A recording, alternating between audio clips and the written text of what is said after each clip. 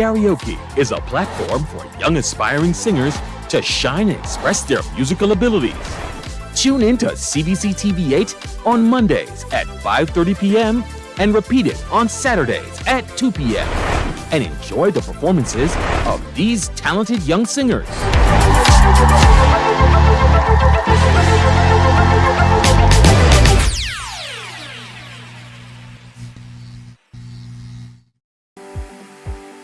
For the past 19 years, QFM has been sharing with you, learning from you, and together building a community for all mature audiences. That's why we say Q is good for you.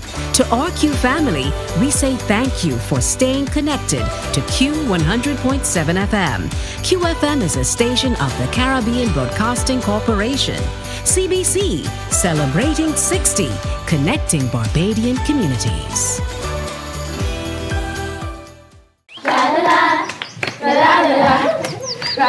Are you a youth group, 4-H club, school, Cub Scout or Brownie Pack, or any organization or club with children ages 4 to 11 years? If yes is the answer, then we at Fun School, we're looking for you. Let's have fun singing, dancing, listening to amazing stories, doing craft, and so much more. I'm such a kid at heart. But to be part of this fun and exciting new season of Fun School, just simply send an email to Alicia Alves Grant at aa.grant@cbc.bb for further details. Fun School is back, and we're looking for you.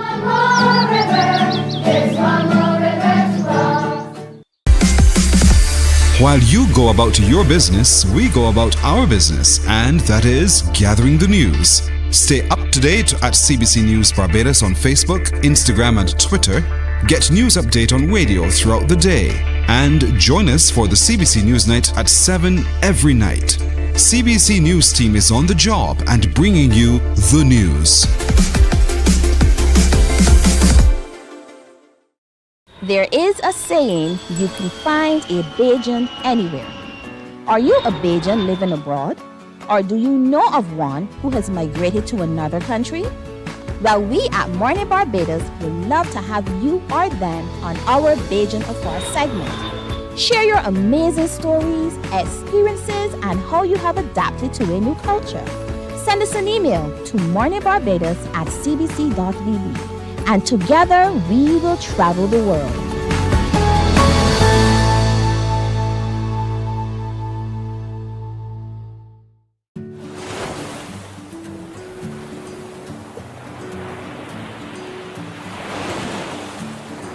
Oh, hi. My name is Stacia Whitaker, and I'm a registered dietitian nutritionist and a member of the Heart and Stroke Childhood Obesity Prevention Coalition. My motto is, when in doubt, leave it out, and it goes for when I'm eating, because sometimes things have ingredients that we're not sure of, and I like to keep it simple. And if I'm eating something and I'm not sure the ingredients in that particular thing, then I choose to leave it out. So I keep my snacking simple with fruit, nuts, or just water. It's easy to remember, there's no added ingredients, and it's also very nutritious. So remember, childhood obesity is real, so choose healthier alternatives. And when in doubt, leave it out.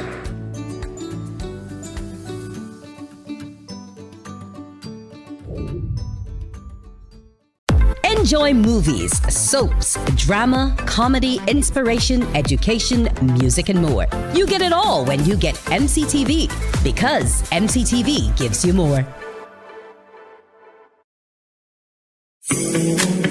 The facts say Morning Barbados reaches an audience of over 50,000 and Newsnight reaches over 56,000. It's simple. When you advertise, you're getting your message to over 50,000 of your potential customers. Make the call to CBC Sales Department today and watch your business grow. Contact us at 467-5559 or email marketing@cbc.bb.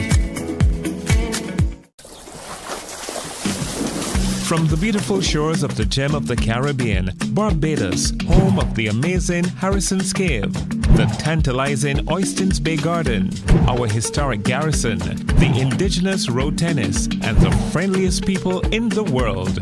We are 94.7 FM, the ultimate Bajan experience. Hi, I'm Dr. Kia Lewis, General Practitioner and Healthy Lifestyle Advocate. Good nutrition starts at home. So this school year, I want you to consider packing healthy, nutritious snacks and lunches for your children to carry, rather than having them buy them at school. And don't just pack things you think they should have. Have a discussion and come up with things that you both know they will enjoy.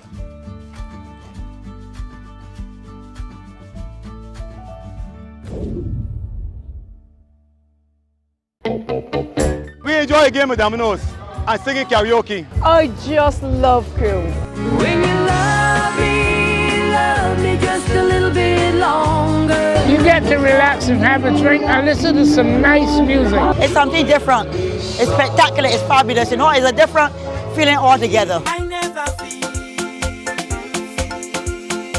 so good in a party yet. Follow me to Q in the Community this Thursday. So good in a party yet. You know why? It's summer vacation, and CBC TV8 says laugh a little. Your mid-mornings have now included some family-friendly, side-splitting series like The Partridge Family, Benson, and Designing Women. TV not to be missed this vacation. Weekdays from 10 a.m. on CBC TV8.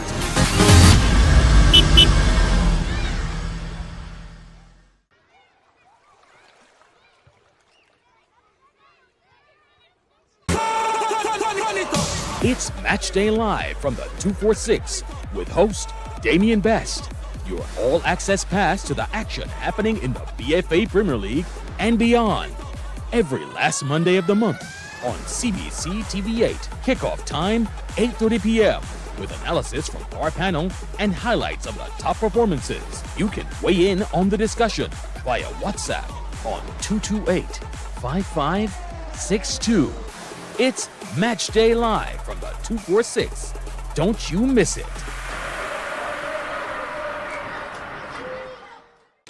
My friend, you don't plan to get it? Oh, Barbados. Hey, I'm KB Clean. Join me 6 a.m. until 10 a.m. right here at 94.7, the best and ultimate Bajan experience. My show is called Bajan to the Bone. Don't miss it, Bajan to the Bone. Weekdays right here and only here on 94.7.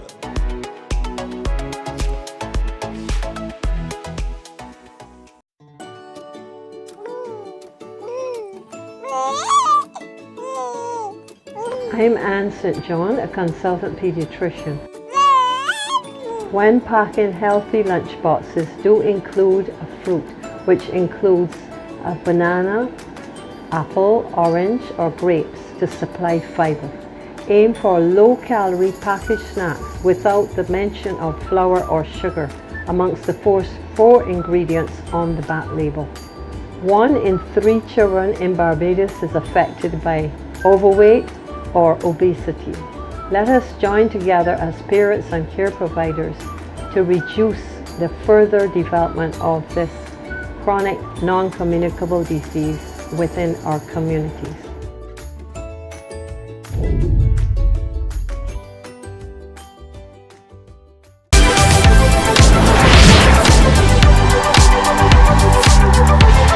Kids Karaoke is a platform for young aspiring singers to shine and express their musical abilities. Tune in to CBC TV8 on Mondays at 5:30 p.m. and repeat it on Saturdays at 2 p.m. and enjoy the performances of these talented young singers.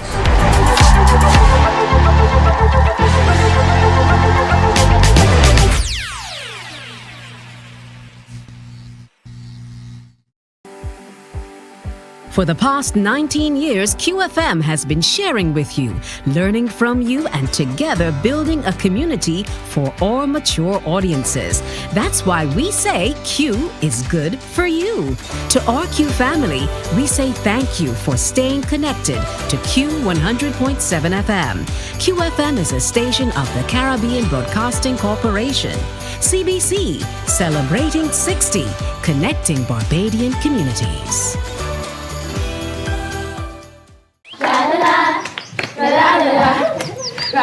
Are you a youth group, 4-H club, school, Cub Scout or Brownie Pack, or any organization or club with children ages 4 to 11 years? If yes is the answer, then we at Fun School, we're looking for you.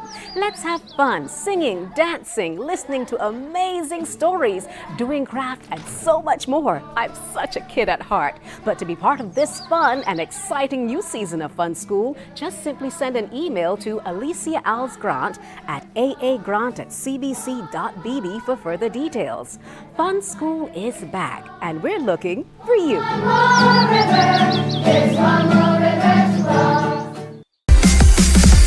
While you go about your business, we go about.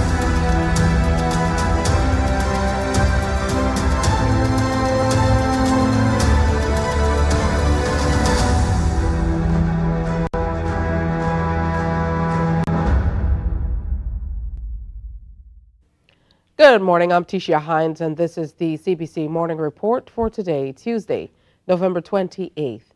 In our top story today, the Barbados Union of Teachers wants to know why the recommendations for addressing the environmental problems at St. John Primary School have not been addressed. A team from the BUT visited the school yesterday and revealed that other schools have also had reports done with no follow-up or action. Julian Pierre, the first Vice President and Chairman of the Health and Safety Committee, says the union wants less interruption of the teaching and learning process. Joining us now is Mr. Pierre to discuss this school and others which are grappling with environmental issues. Good morning to you, sir. Hey, good morning, teacher. How are you? Doing well, thanks. I hope you're fine also. Are classes being held this morning in St. John, or will your members remain outside? Well, at present, in consultation with the parents, the classes will not be held at St. John Primary School this morning. Now, St. John Primary School has been plagued with environmental issues as far back as 10 years ago. The building is an aged building. As you know, when it comes to the coral stone, it absorbs much moisture.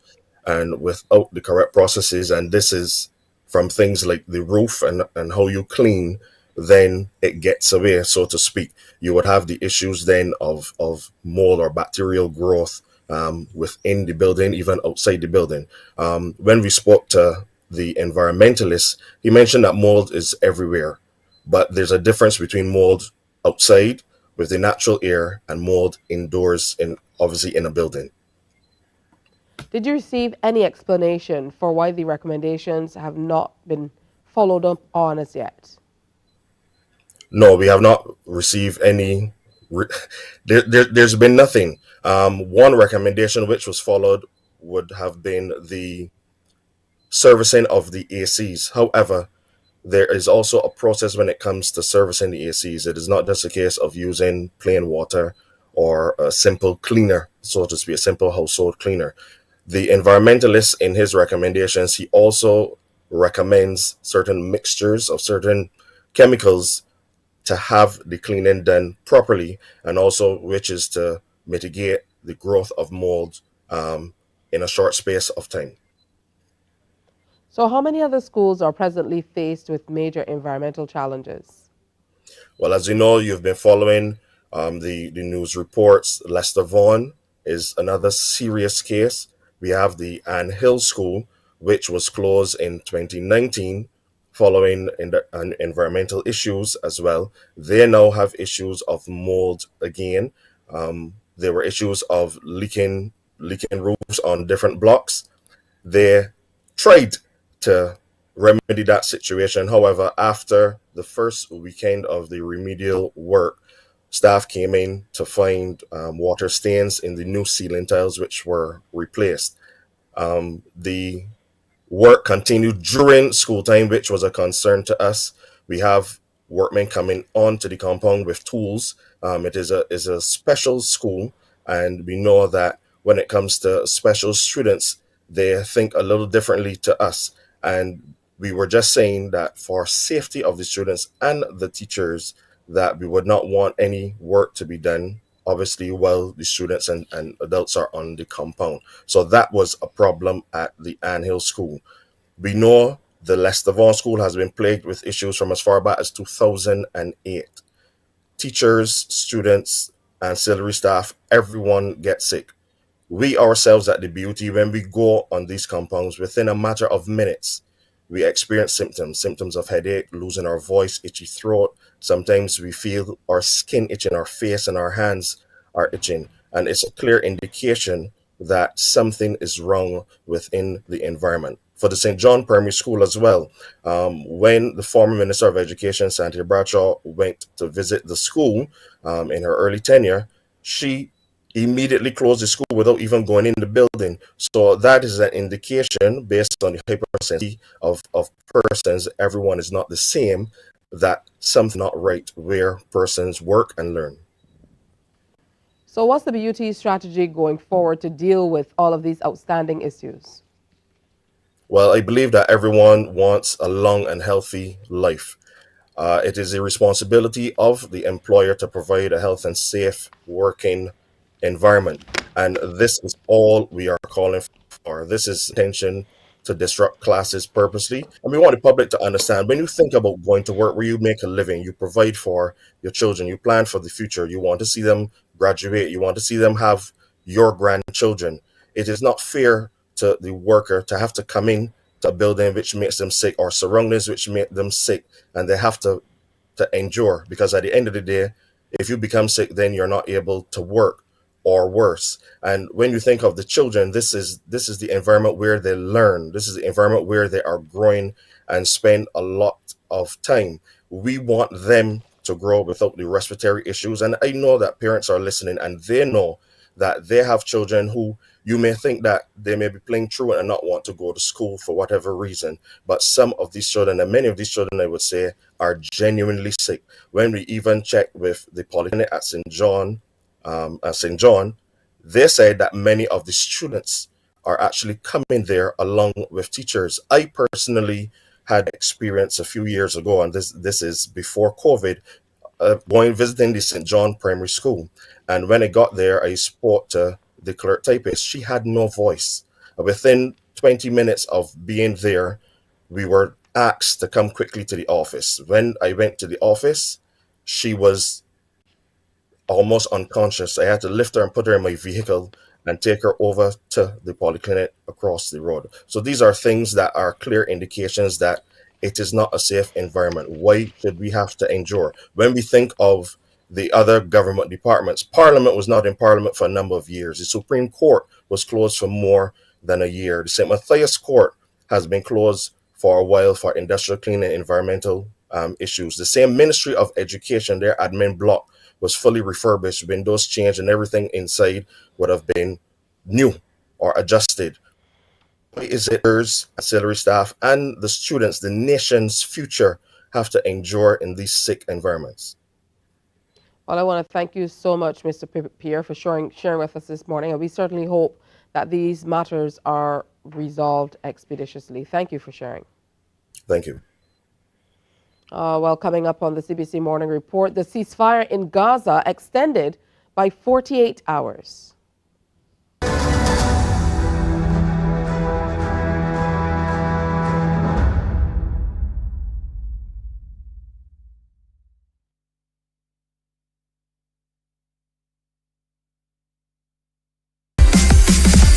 While you go about your business, we go about our business, and that is gathering the news. Stay up to date at CBC News Barbados on Facebook, Instagram, and Twitter. Get news update on radio throughout the day. And join us for the CBC News Night at 7 every night. CBC News team is on the job and bringing you the news. There is a saying, you can find a Bajan anywhere. Are you a Bajan living abroad? Or do you know of one who has migrated to another country? Well, we at Mornin Barbados would love to have you or them on our Bajan Affair segment. Share your amazing stories, experiences, and how you have adapted to a new culture. Send us an email to morninbarbados@cbc.vb. and together we will travel the world.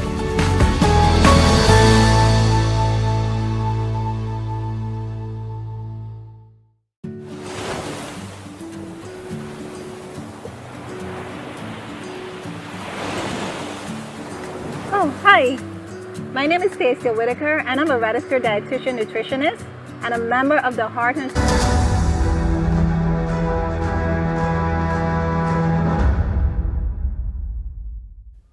Qatar's foreign minister has announced that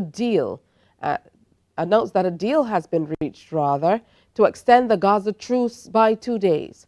Hamas says the truce is extended through agreement with Qatar and Egypt, but while Israel hasn't officially agreed to a ceasefire, officials say they're open to extend the pause in fighting in exchange for release of more captives held in Gaza.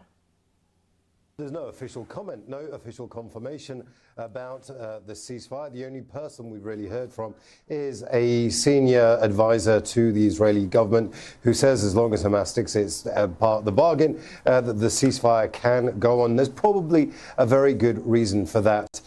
This deal that happened today with the Palestinian prisoners and the Israeli captive was hard fought for. It was in fact fraught for many hours as they were trying to iron out details. Those details only really came to the fore just a few hours ago.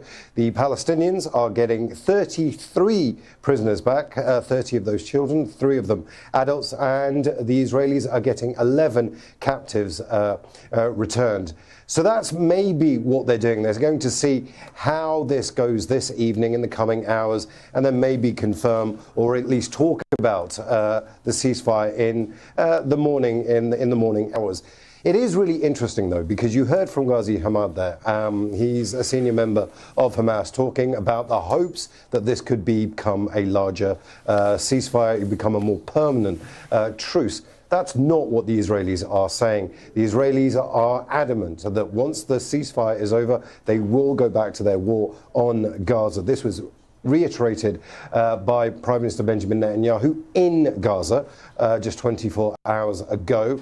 Also, the Israeli army spokesman has said pretty much the same thing. That language isn't even remotely being talked about within Israeli political, military, security and intelligence circles. They see this as very much a temporary way of getting their guys back, and then they're going to go back to war in Gaza. But what that war looks like is the next question. There is an incredible amount of pressure on Israel not to do that heavy bombardment that we've seen in the first 46, 47 days of the war. But the Israelis, very, very adamant that they are going to go back in at a time of their choosing.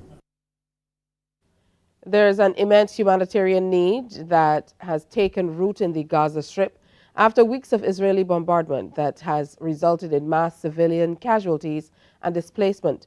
Palestinians have been coming together to help each other.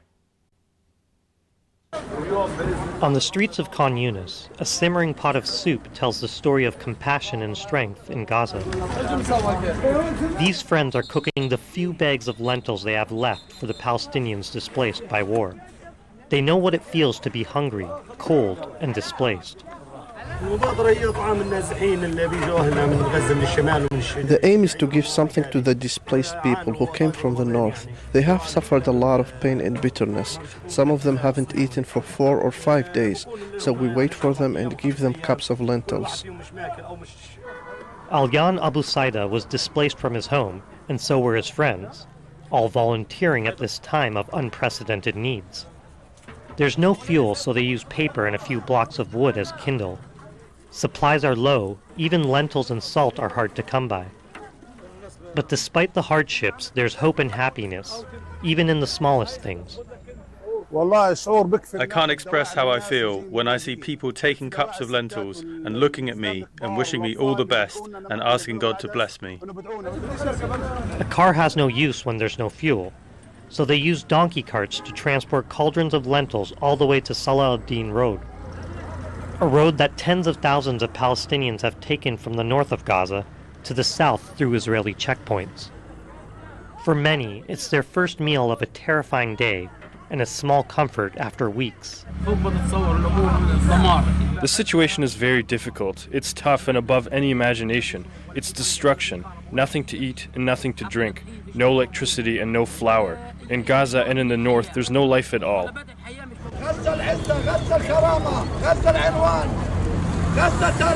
Gaza is the dignity. Gaza is the history. Gaza is the civilization. If you want Gaza, just stay firm for the sake of Gaza. A message from Gaza that despite Israel's chilling war of starvation and siege, the warmth of its people will endure. Well, coming up shortly on Morning Barbados, conversations on CARICOM for this week with His Excellency David Comishong, the Barbados Ambassador to CARICOM. Also, we're talking the importance of encouraging age-appropriate children, independence in your children. We're also going to be speaking in the next chapter to Dr. Patricia Saul and Jeff Broom about a new book that's on the market. And we continue our grief and loss segment, as well as enjoy a little bit on what's happening for independence. That's all coming up at 6:30. But next, a little more news, sports, and weather. Stay with us.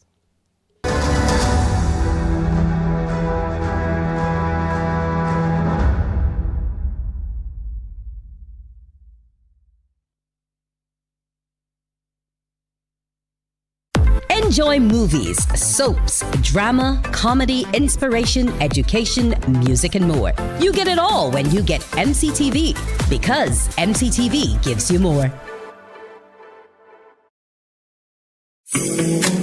The facts say Morning Barbados reaches an audience of over 50,000 and Newsnight reaches over 56,000. It's simple. When you advertise, you're getting your message to over 50,000 of your potential customers. Make the call to CBC Sales Department today and watch your business grow. Contact us at 467-5559 or email marketing@cbc.bb. From the beautiful shores of the gem of the Caribbean, Barbados, home of the amazing Harrison's Cave, the tantalizing Oystins Bay Garden, our historic garrison, the indigenous road tennis, and the friendliest people in the world. We are 94.7 FM, the ultimate Bajan experience.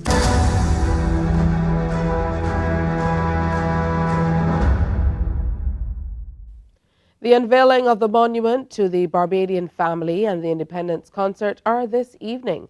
Speaking on CBC's Evening News last night, Chief Executive Officer of the National Cultural Foundation, Carol Roberts, revealed the public will be engaged from 4:30 p.m. with the unveiling.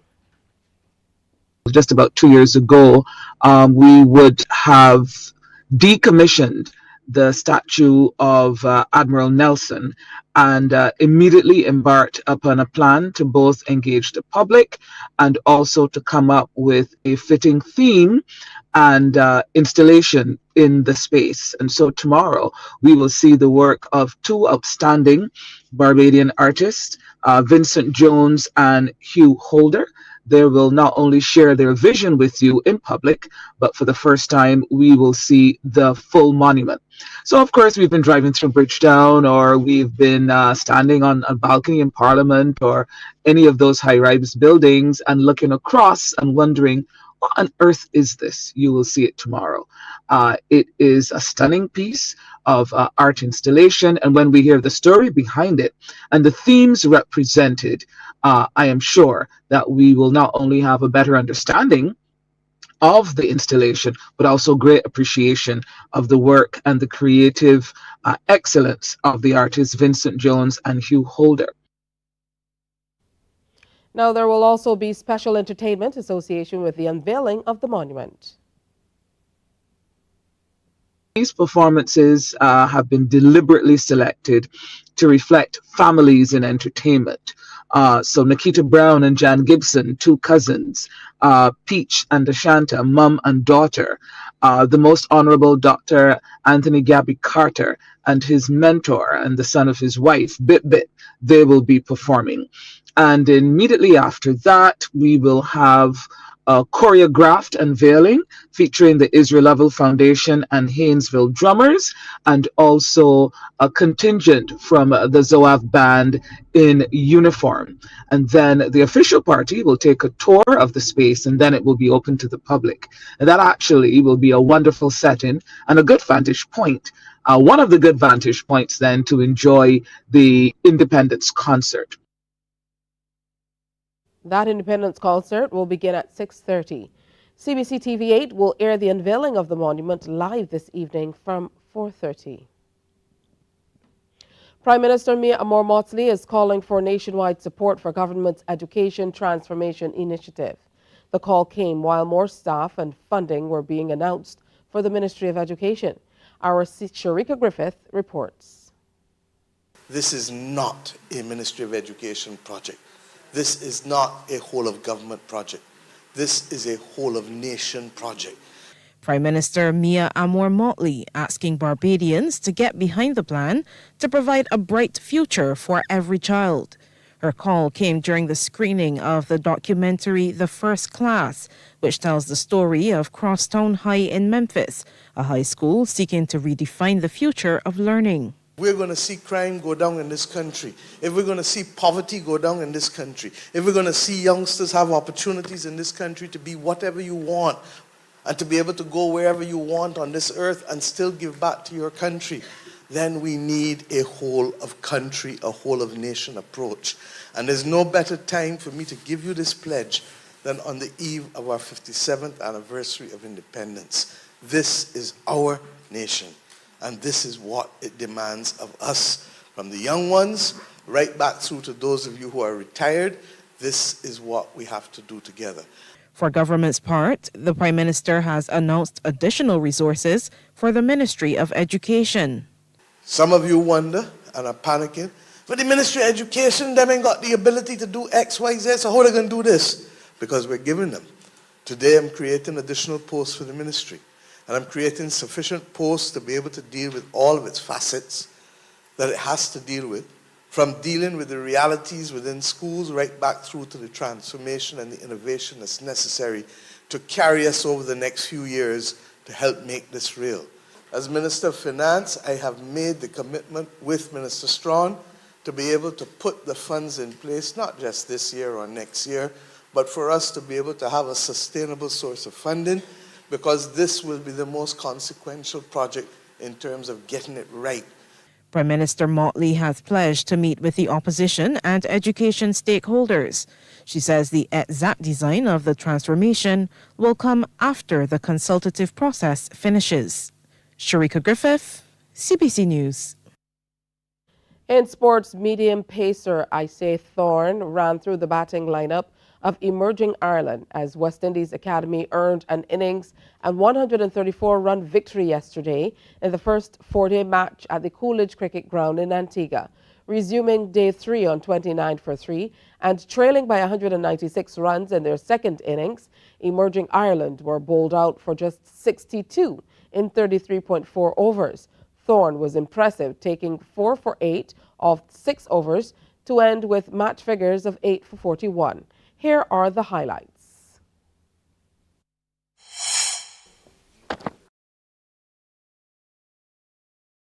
Strikes his second blow in 2 overs, his second over of the morning. Yeah, it was a great experience. Another one goes. Not a great experience at this time for Boyd Rankin, who is speaking with us. Catch him! Oh, he's pushing this one top and stayed very low to the ball and stroked it past extra cover. Out caught, attacking the stumps. And he's bowled him! First one he tossed up. And there we go. You call it, Terry. Use his feet. Clubs it nicely. Tries to repeat the dose in the air and taken very smartly there on the mid-wicket boundary. The match is done. West Indies Academy are wrapping up this match in emphatic style as Scores in the match: emerging Ireland 213 and 62.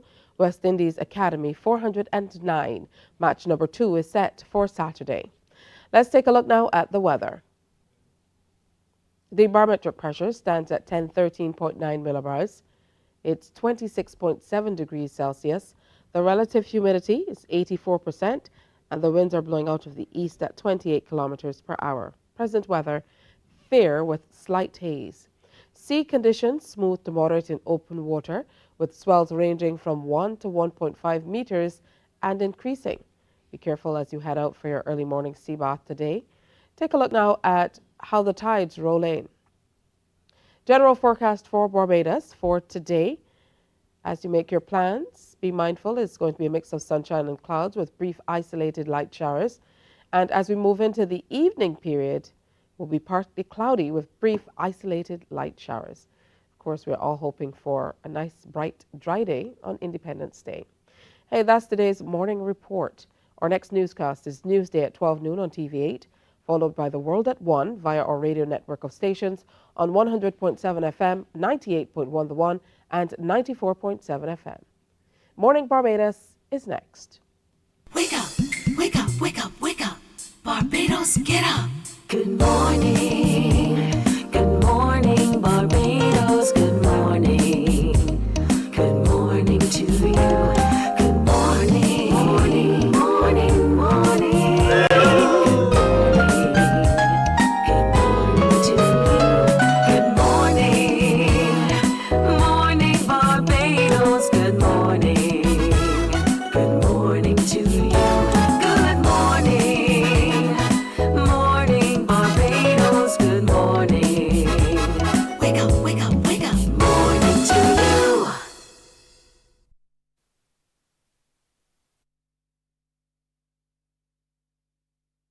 For the presentation of Morning Barbados for today, Tuesday, November 28th. I'm Tisha Hines. It's good to be with you on this bright and beautiful day, coming to you live from Barbados as we prepare to celebrate our Independence Day. I'm sure lots of you will be heading out in your national colors as well. Thanks also to those of you who follow us online. You can follow us on our YouTube page as well as on Facebook, and we're also wherever you can reach the internet. So Instagram and Twitter, you name it, CBC is there. Of course, this year celebrating 60 years of being the eyes and ears of our community. Now, today on the show, we have a wonderful lineup for you. We're going to be talking the importance of encouraging age-appropriate independence in children. So as we look toward our independence, we want to make sure that we are giving our children a little independence as well. Samantha Lord, parent, coach, and counselor with a specialty in therapeutic play. She will be joining us in just a bit to talk about raising awareness of the importance of fostering that healthy independence in our children. So some discussion coming up that you definitely want to listen out for. Also on today's show, we have the next chapter segment, and this is going to be a very interesting segment. We have Dr. Patricia Saul, who is sister of the late Matthew Farley. You'd remember him from the Garrison School. It was then the Garrison School. And he started to write a book, and his sister, she finished it. It's called In the Candid Corner, The Ideas and Perspectives of Matthew D. Farley. And they're going to be in, she's going to be in with Jeff Broom, former educator and board member of the Matthew Farley Foundation. They're going to be here to tell us a whole lot more about this book. I certainly look forward to continuing my read. I started it, but I need to complete it. But it definitely is a wonderful read. We're going to be discussing that today, and it's going to make a great stuffer for your stockings or under your Christmas trees for the Christmas season. We're going to be back with our session on grief and loss education as we speak with Deborah Francis, project coordinator with 7 Seasons for Grief, Growth, Grief and Loss Education.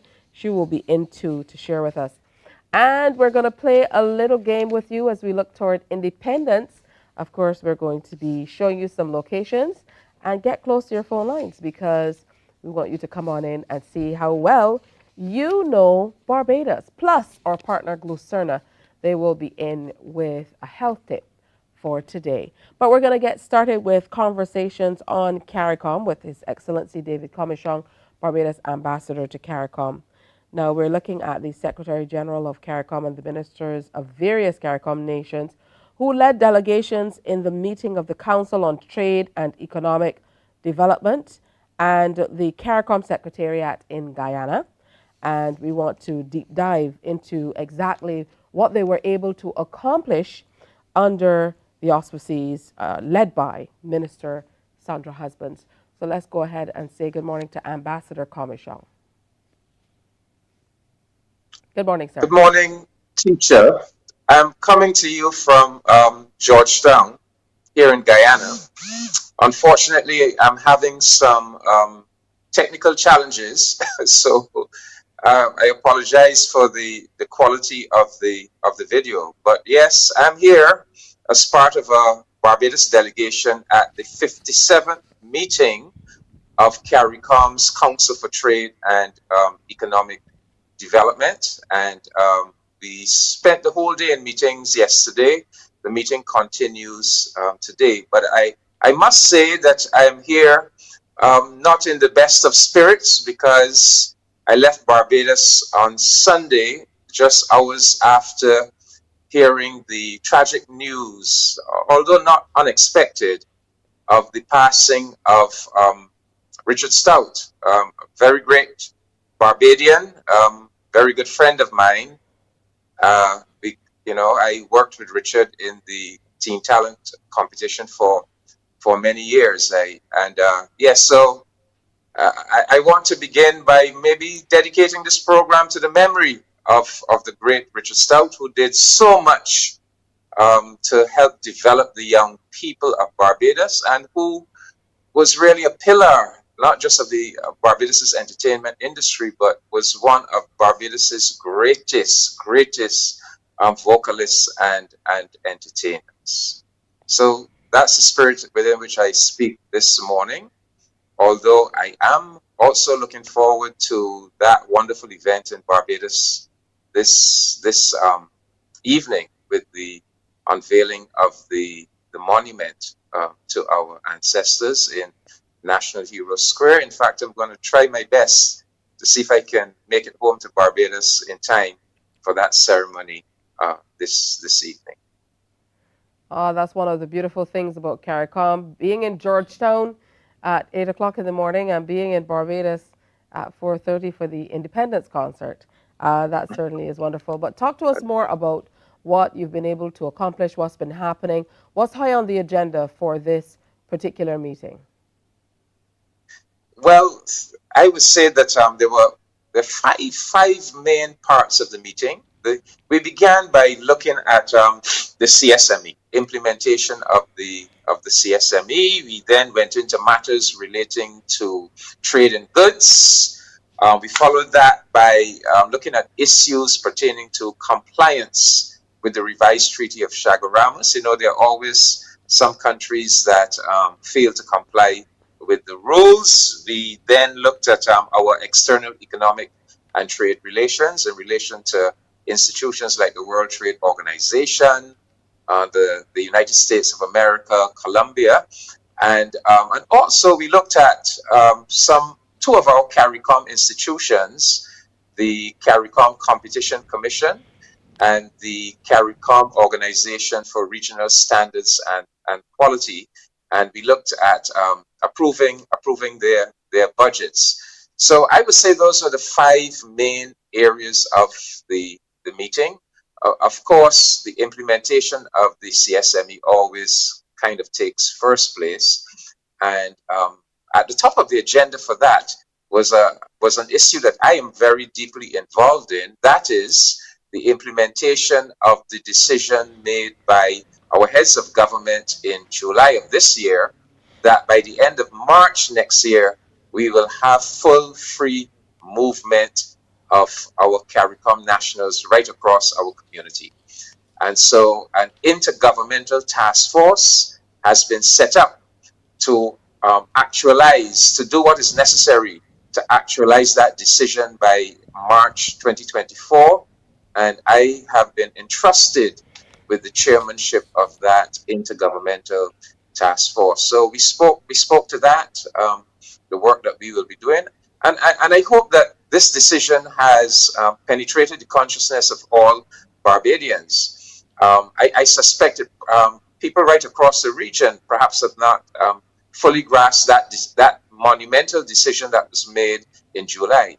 We are now committed to having full freedom of movement across our community, where people will be able to move, to reside, to work without the need of work permits. But of course, we have to work out all of the regulations, all of the administrative procedures, exactly how this will be rolled out come March of next year.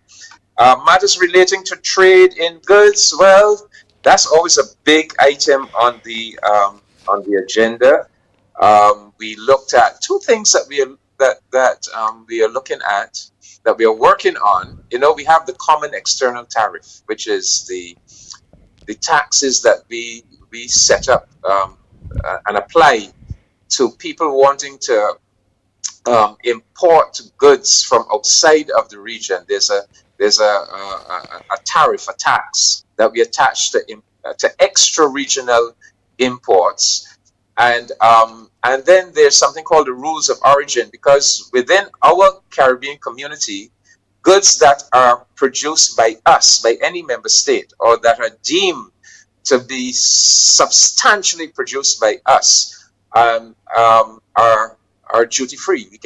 We have free trade for our own produced goods. So how do we determine whether enough indigenous inputs have been made into a particular good to qualify as a CARICOM good? Well, we have a regime called the rules of origin, and the rules of origin determine what qualifies as a CARICOM produced good, so that it qualifies for duty-free trade across the region. So right now, after many years of having these two regimes, the rules of origin and the common external tariff, we are working on revising both of those regimes to make sure that they are appropriate for this era, this year of 2023, and the particular developmental challenges that we face. And so we got reports from the working groups on the progress being made in revising these two regimes. And it was very encouraging, because you got a sense from all member states that we are very conscious that we're in a very volatile, unstable, even dangerous world, and that we have to look to each other. And therefore, you got a sense of a great commitment from member states to get this work done, to put us in the best place to produce for ourselves, to protect our economies. So that was very encouraging. What was also very encouraging at this meeting, that sent a signal that we are perhaps right now, we are perhaps more serious about building this integration movement than ever before, is that a number of issues of compliance where member states had failed to adhere to the rules, and some of these issues had been lingering. One of these issues had been lingering for over 15 years. Where Trinidad and Tobago, for example, was not allowing honey produced in the region into Trinidad and Tobago, or indeed even through Trinidad and Tobago. And we finally had a breakthrough yesterday where this has now been solved. This has now been resolved, and Trinidad and Tobago will now be in full compliance. Similarly, St. Kitts and Nevis, there were two compliance issues. Those are being resolved as well. So we all had this sense at the meeting yesterday that, in a sense, perhaps we had turned a corner, that there was a greater appreciation and a greater seriousness about making this thing work, making this CSME work. That's a photo of just the Barbados delegation. That's an informal photo of the Barbados delegation. You can see my back, and I'm talking to Minister Husbands. That's us again in our our little caucus during a break in the meeting. That's actually the meeting, the CARICOM Secretariat. That's members of the Barbados delegation getting a little bite, a little nourishment. So we had a delegation comprising Ministry of Foreign Affairs and Foreign Trade, the Ministry of Innovation, Science and Technology, and also we had a representative from the private sector team in Barbados. That's the photo you just showed. That's the Secretary General and the ministers standing outside of the CARICOM headquarters here in Georgetown.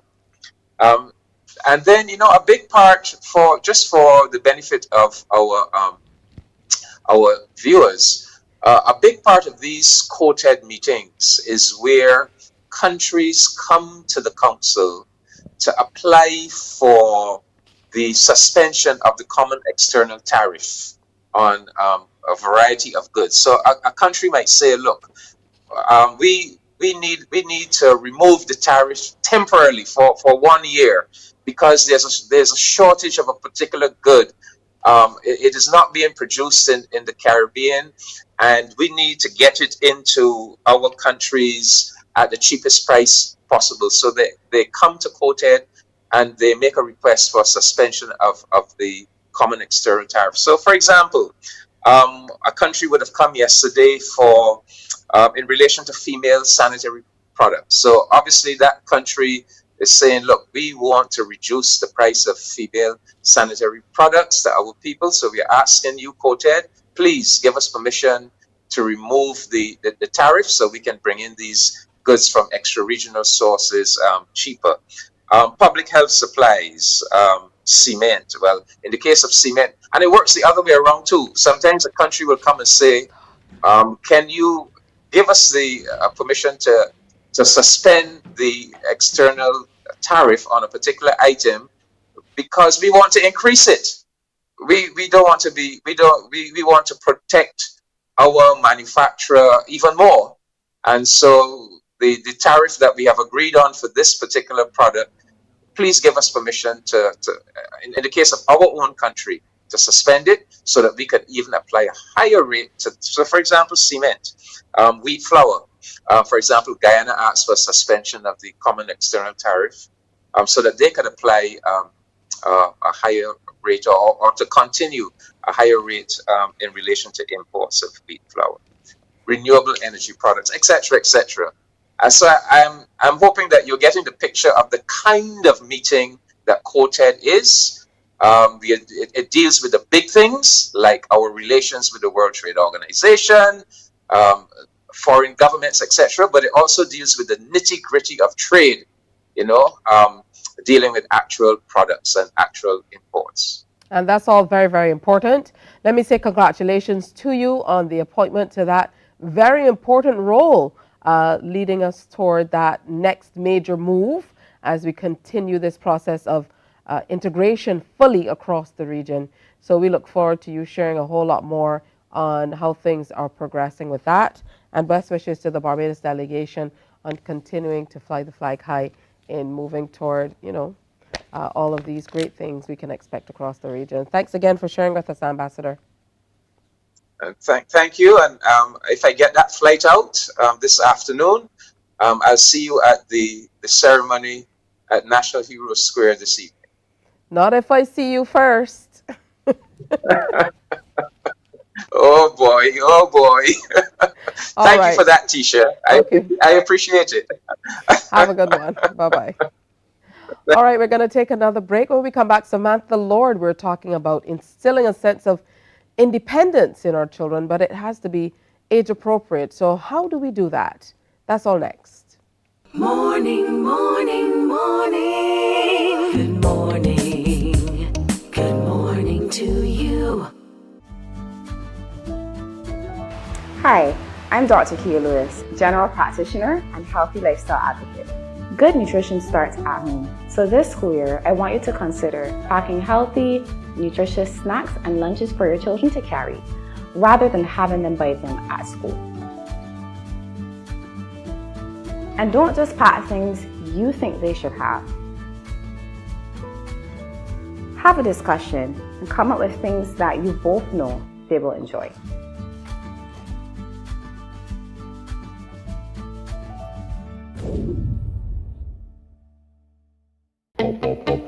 We enjoy a game of dominoes and singing karaoke. I just love crew. When you love me just a little bit longer. You get to relax and have a drink and listen to some nice music. It's something different. It's spectacular. It's fabulous. You know, it's a different feeling altogether. Morning, morning, morning. Good morning. Good morning to you.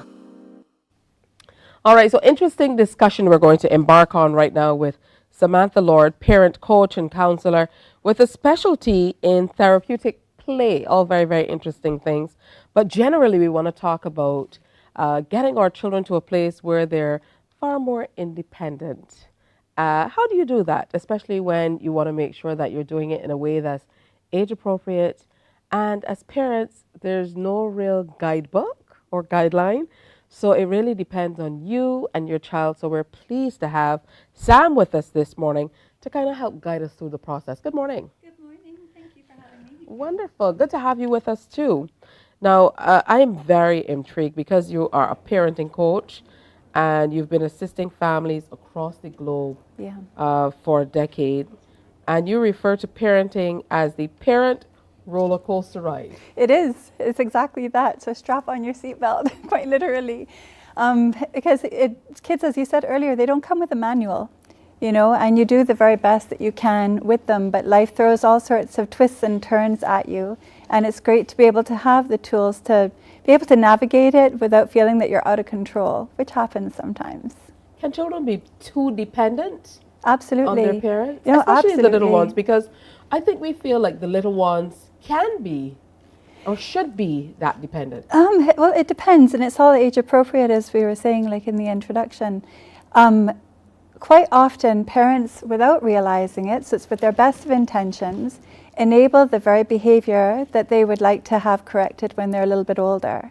So when you are encouraging children to be dependent on you, so for example, what I mean by that is if you're doing for them something that they can do for themselves, if they can put their clothes into the laundry basket, but you go and you do that for them, if they can help you to make the lunch, but you do that for them, then they realize that you can just do everything for them, and it also gives them a message that maybe they can't do it themselves. So it really doesn't help to encourage a healthy level of confidence or accountability and responsibility. So it starts from very, very young, but it's something that you encourage, as we were talking about before we went on, all throughout, even in the teenage years, and in some cases even in adult years.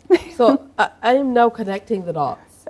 So if you don't encourage the little ones when they're little to maybe put away their laundry or help you with the cooking, once they hit the teenage years and all of a sudden you want them to clean up this entire room, then it's a little more difficult to get them to that place. Yeah, because it's learned behavior. They're accustomed to having things done for them. And when you're encouraging independence, you have to remember that this encourages them to make better decisions for themselves when you're not around. So, or when you are around, for example, when they're wanting to have lots of screen time. If they were independent and they had confidence in their ability to make positive choices, they could also navigate that a little bit more successfully by exercising the correct choices in terms of setting time limits for them, or what they should be, what they could be choosing to do outside of the video gaming platform. So what about reassessing the way you engage with your children as they get older? How important is that process, and at what ages? Are there particular ages and stages that you should start giving them a little more autonomy, encouraging them to make more decisions and things of that nature? From very young, you can start by just giving them choices. So for example, you can say things like, you set up the scene. So you'll say, we're going to have dessert. You can choose to have ice cream, or you can choose to have a cookie. Which do you choose? It's returning a responsibility of choice back to the child, which encourages a sense of independence, and they feel as though you value what their choice is, but you're actually giving them the choices that are within the scope of what you would like them to choose from. If they're getting ready to go somewhere, you could say you can choose to wear jeans or you can choose to wear whatever. Which do you choose? We're going to go to the beach. We can choose to go to Accra or we could choose to go to Pebbles. Which do you choose? Things along that kind of line help in just conversational ways to encourage them to be conscious of the choices that they're making and how that then fosters a sense of independence. As well as things like encouraging them to help around the house, but not by dictating to them, you have to do this, you have to do that, you have to do the next, because nobody likes it, even in work. No, we don't like it when someone tells us what we have to do or what we need to do. Sometimes we need to be reminded of that, of course, but you can sit with your child and say, okay, there's some chores around the house, you're getting a little bit older now, we would love you to be more a part of this. And what responsibilities do you think that you can help us with? And see what the child actually goes towards naturally. So they might say they can wash the dishes. They might not do it as well as you would do it, but that's how they're going to be learning. So you have to be patient with that process as well. Now, you know, some of these things are strong cultural clashes, especially how we were brought up. Here in the region about, you know, choices.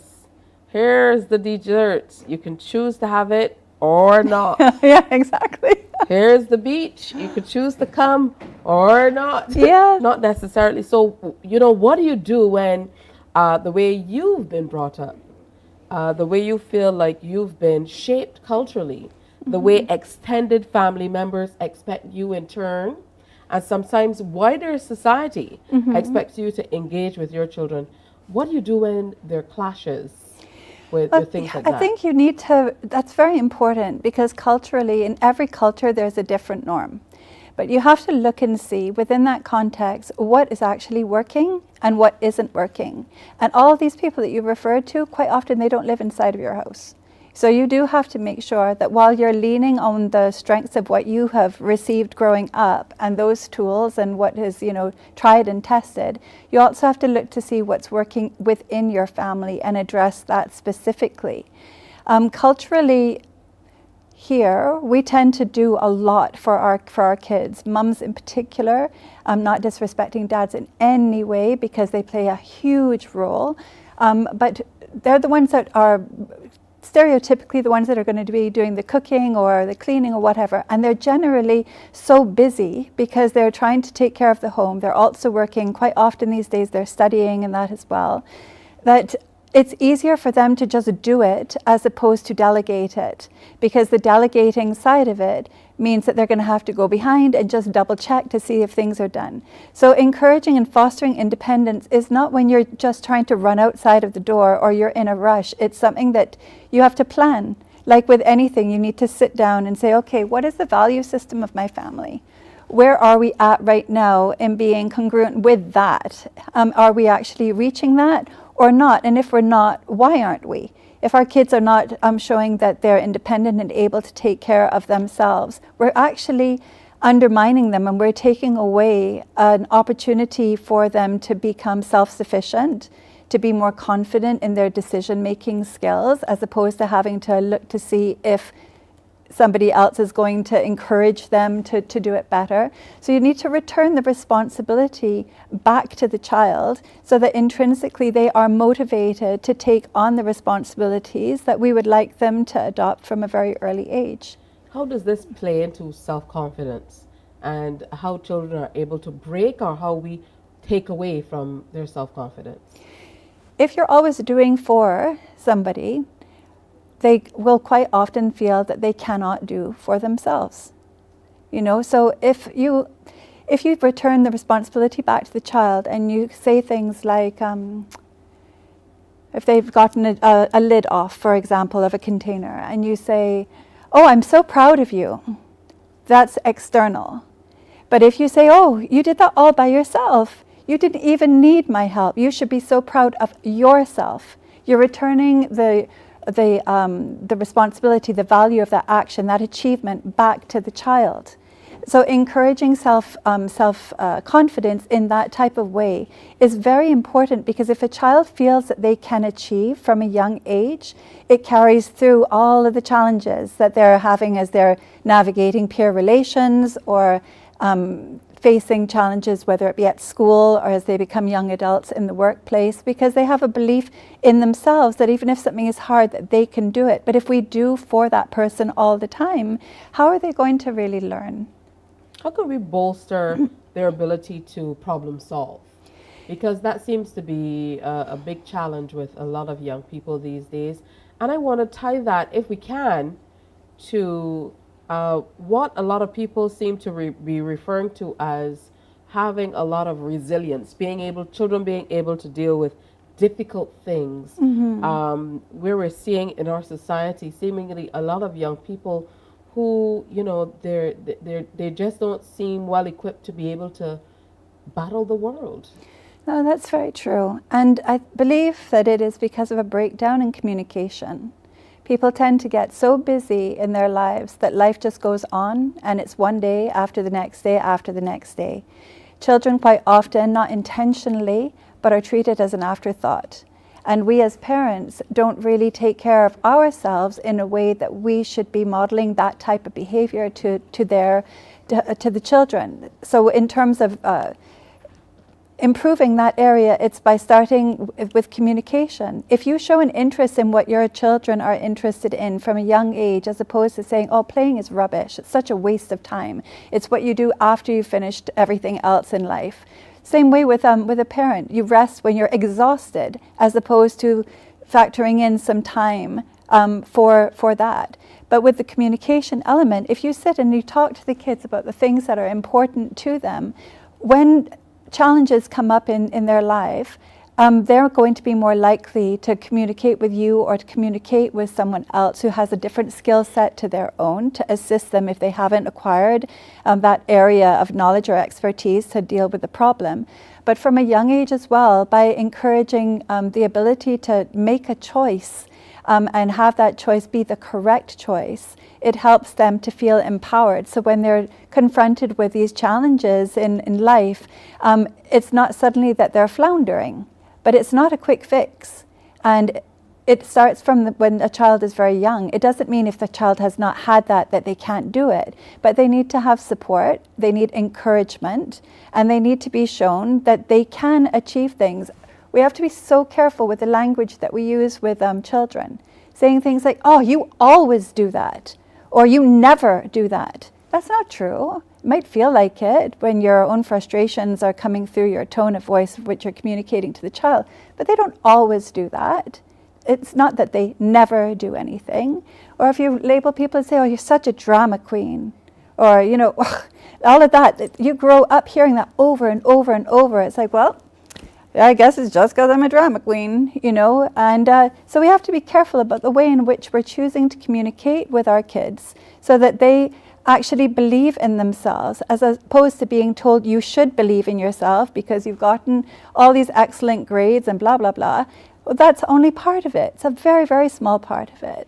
Some of the most successful people in the world are actually really, really insecure people. Or those that we have, what do you call them? The influencers. Sometimes they're influencing and trying to get all that notoriety because they need to have that external validation, as opposed to internally feeling, I've got this. I don't need all that. And I'm not, saying that it's wrong. I'm saying that it's a component of. So how do we move? I'm happy that you brought social media into it, because all of a sudden parenting has been decentralized. It's not only taking place in your house and in your car and within the confines of the areas that you interact or engage with your children. We now see children being exposed to what's happening. Before, we knew what was happening at our houses and at the neighbors' houses. And now the children are exposed to what children in different parts of the world are doing, for example, or seemingly what's happening in other people's lives, because we know a lot of the times these are constructs, these are facades set up for the internet. So how do we kind of combat letting our children know this is not necessarily all reality, Yeah. And they shouldn't necessarily aspire to lives that look like or behaviors in line with said influencers and what they're seeing on social media platforms. So I would say, take it back a moment. Look to see why they're drawn to that. What is it? Because you only repeat a behavior if you're gaining some sort of satisfaction from it. It can be positive or it can be negative. If they're gaining some sort of satisfaction or they're seeking the same thing, look for the patterns and themes. What is it that they are gravitating to, and what is it that they're watching and such all the time? Then look at the communication side of it. Are you showing an interest in what your kid is doing on social media? You know, or even on the gaming platform. I'll use that as an example. When they're playing Minecraft or Roblox or Fortnite, do you know anything about those games? Or do you ask them, you know, what was the best part of that? And you can see you really enjoyed that. Like, what did you do in that area of the game? Or how did you overcome this? And the same thing with the social media. Try to find out what it is that is appealing to them, because that actually speaks to what they're looking for. So if they're looking to be something than they are, and then who they are, then why is that? And what area of their life are they feeling that they need to have that external kind of support, as opposed to using it as an area of motivation or goal setting? You know, you want to become fitter, or you want to, you're trying to expand your horizons, so you're trying to use it for research. If you're using it because you're not feeling strong about yourself and there's an insecurity there, then you have to look at ways to try to make yourself feel better about you. And the parents have to be aware of that, as opposed to be like, well, you know, they're on social media all the time. But parents are equally as guilty of it, and we have to remember that children model the behavior that they are seeing if their parents doing. So if their parents are being dismissive, chances are that little child at the age of 3 is going to be having an attitude and the head is going and all the rest of it. If they are not that way, you'll see that that child perhaps models a different type of behavior. The parent is always on their phone. They're not really having the opportunity to look to see what their child is on, because they're very involved in their own world. So it starts with each of us as parents, as individuals, making sure that we're modeling the type of behavior that we would like our kids to be modeling, as well as taking time for ourselves so that we're not giving our kids leftovers. All right, we definitely don't want to give the children leftovers. No. Samantha Lord, parent coach and counselor with a specialty in therapeutic play. It's important that we listen sometimes and listen to different perspectives, particularly when what we're doing is not working. Yeah. Mm-hmm. So, you know, wonderful to hear different perspectives and, of course, be able to talk it out. And I feel like as parents, we really need that support. Mm-hmm. I felt like I had that support more at the primary level more than I have now at the secondary level, mm-hmm. with parents who kind of banded together a little bit more. You had, you know, other parents to kind of lean on, whether it was, you know, a question of how you should tackle something or support mm-hmm. in getting the children together. As they grow, things are a little different. So you have to come back and share more with us, because mm-hmm. this obviously wasn't a comprehensive it's such a huge area. Yeah. But I'd like to end on one thing that you just said. Our kids are in school, in terms of waking hours, they spend more waking hours in school than they do at home. And that support that you're requesting or feeling as a parent, you need to develop a very strong relationship with the teachers and to be supportive of our teachers, because they have the power to be acting as the surrogate parent in our absence. So why would you allow your child to be somewhere that you're just like, oh, you know, they're out the door and, you know, I'll find out about it at the end of the term, or if there's a problem. Nope, you should be proactive with it and really be supportive of what they're exposed to on a day-to-day basis. All right, absolutely. Be more involved. Be more involved. Don't be too involved. Be more involved. You have to find the balance. Like me, I'm kind of like a hover mom. I'm the one who's there. We're going to talk. So we'll talk about that. But Samantha is going to definitely be back as we talk parenting and ways that we can help our children build resilience so that they can battle this big, incredulous world. All right. Thank you again. Thank you. All right. We're going to take another break and come back. But before I go, I want to say a special good morning to a little friend I made yesterday. I was over at the Usain Bolt Sports Complex and getting ready for the Independence Day parade and all of that pomp and ceremony coming up for Independence Day. And little Madison Jackson came over and gave me a hug. She told me she loves to watch Morning Barbados before she goes off to school. She's over at Chapman Lane. She goes to school at St. Mary's Primary, and she's in class 4 dotting. So good morning to you, Madison Jackson. Thank you for that hug. I was sitting there thinking, the sun is so hot. This is going on forever. Why am I here? And then, you know, you really lifted my spirits for that hug. So thank you very much. I hope you have a great day at school. All right, we're going to take a break and come back. When we come back, this book I told you about, In the Candid Corner, the ideas and perspectives of Matthew D. Farley. We're going to have his sister and Jeff Broom in to talk more about this publication. That's next. Morning, morning, morning. Good morning. Good morning to you. We enjoy a game of dominoes and singing karaoke. I just love crew. When you love me just a little bit longer. You get to relax and have a drink and listen to some nice music. It's something different. It's spectacular. It's fabulous. You know, it's a different feeling altogether. I never feel so good in a party yet. Follow me to Q in the Community this Thursday. So good in a party yet. You know why? It's summer vacation, and CBC TV8 says laugh a little. Your mid-mornings have now included some family-friendly, side-splitting series like The Partridge Family, Benson, and Designing Women. TV not to be missed this vacation. Weekdays from 10 a.m. on CBC TV8.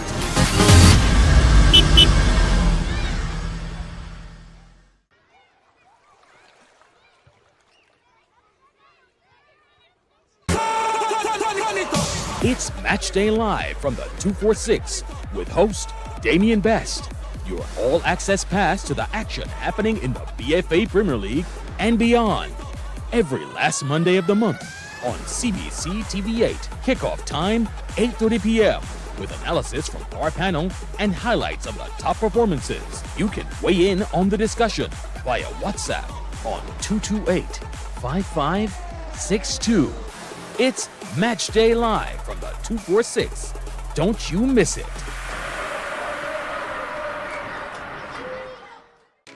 My friend, you don't plan to get it? Oh, Barbados. Hey, I'm KB Clean. Join me 6 a.m. until 10 a.m. right here at 94.7, the best and ultimate Bajan experience. My show is called Bajan to the Bone. Don't miss it, Bajan to the Bone. Weekdays right here and only here on 94.7.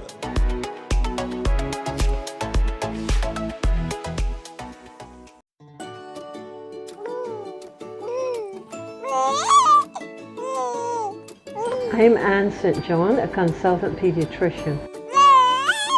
When packing healthy lunch boxes, do include a fruit, which includes a banana. Morning, morning, morning. Good morning. Good morning to you. It's 20 minutes after 7 o'clock, time for an update of the news. Well, the Barbados Union of Teachers wants to know why the recommendations for addressing the environmental problems at St. John Primary School have not been addressed. A team from the BUT visited the school yesterday and revealed that other schools have also had reports done with no follow-up action. Julian Pierre, the first Vice President and Chairman of the Health and Safety Committee, says the union wants less interruption of the teaching and learning process. As a result of the ongoing issue, there will be no classes today at the school. Now, the unveiling of the monument to the Barbadian family and the Independence Concert are set for this evening. Speaking on CBC's Evening News last night, Chief Executive Officer of the National Cultural Foundation, Carol Roberts, revealed the public will be engaged from 4:30 with the unveiling. just about 2 years ago, we would have decommissioned the statue of Admiral Nelson and immediately embarked upon a plan to both engage the public and also to come up with a fitting theme and installation in the space. And so tomorrow we will see the work of two outstanding Barbadian artists, Vincent Jones and Hugh Holder. They will not only share their vision with you in public, but for the first time, we will see the full monument. So, of course, we've been driving through Bridgetown, or we've been standing on a balcony in Parliament, or any of those high-rise buildings and looking across and wondering, what on earth is this? You will see it tomorrow. It is a stunning piece of art installation, and when we hear the story behind it and the themes represented, I am sure that we will not only have a better understanding of the installation, but also great appreciation of the work and the creative excellence of the artists Vincent Jones and Hugh Holder. There will also be special entertainment associated with the unveiling of the monument. These performances have been deliberately selected to reflect families in entertainment.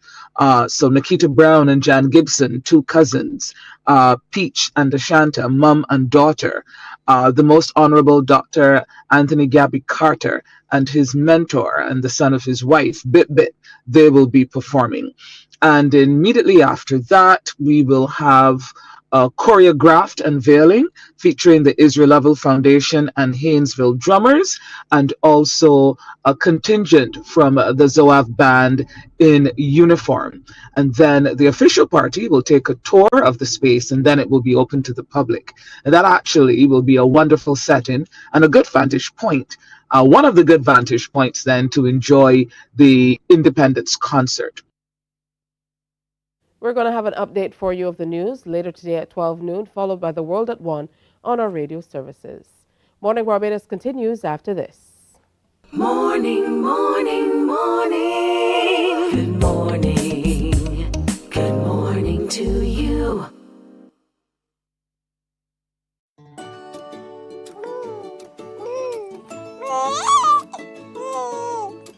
I'm Anne St. John, a consultant pediatrician. When packing healthy lunch boxes, do include a fruit, which includes a banana, apple, orange, or grapes to supply fiber. Aim for low-calorie packaged snacks without the mention of flour or sugar amongst the four ingredients on the back label. 1 in 3 children in Barbados is affected by overweight or obesity.